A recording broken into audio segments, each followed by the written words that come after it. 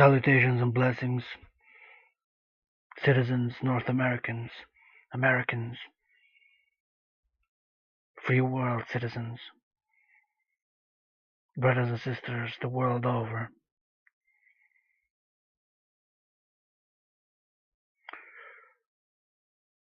My vision and voice for a new world order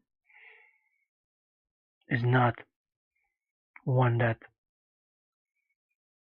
is totalitarian, authoritarian, or a regimented police state, as many conspiracy theorists have envisioned. But my vision has and has been developing, and I held this vision since I was a young child, writing short stories and envisioning a world truly united, where the existing institutions merge together and are reformed concretely to allow for a united global civilization. A civilization that is free, but that is more economically and socially just. There's no need for me to say what is apparent, that social economic justice and social economic inequality has been growing at a tremendous and alarming rate. And if we do not take the regulations and reforms radically necessary, the radical ones that are necessary, there can be no justice. There can be no peace. There can only be strife and poverty and mischief and suffering.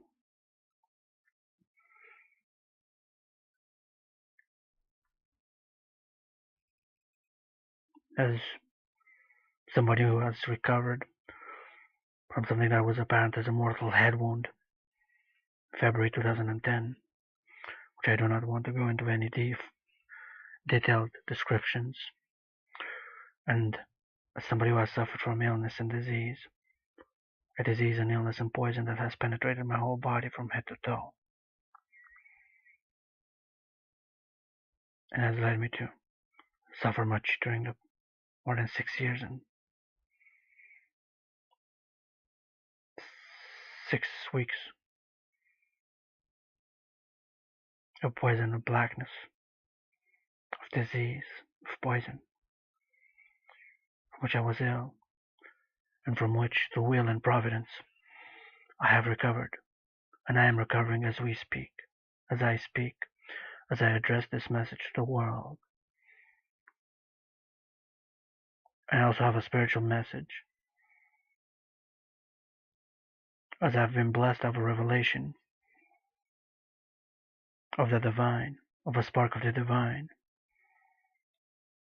and I recognize some goodness and some value in many spiritual and esoteric and religious traditions.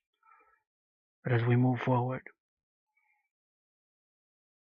we must also admit that many are no longer relevant today. The patriarchal, unbalanced system has to go. We need to equal the scales between the god and the goddess, and the liberation and the giving of equal freedom and protections under the law for our better halves, our mothers and sisters, is a must the world over. Freedom is not free, we know that, and it's a double-edged sword. But if we are to have a free civilization that looks towards the stars, admiring their beauty and thinking that one day our grandchildren, perhaps our children, grandchildren, will fly and go there and look down upon this beautiful jewel that now suffers from pollution, which we must also take radical steps towards. One of the most radical important steps is the financial system, which is sick and ill.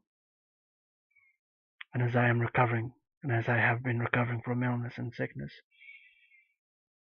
I wrote much theory. I wrote many propositions that I will share with the world. and that many others share throughout the world. The financial system and the financial imbalance has to be radically altered and transformed and reformed. We can no longer sustain so much debt. National, and international debt levels have reached a critical mass level. A reset and a transfusion is a must. And clearly, we must end financial tyranny. Citizens, brothers, sisters,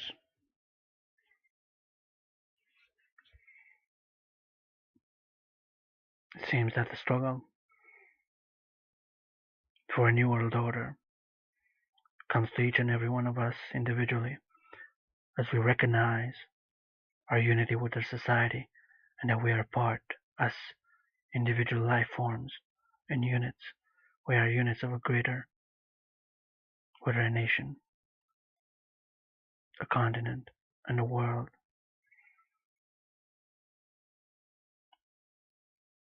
Revolutions, and we need a revolution, both a down to earth street from the streets level revolution to the highest peaks of financial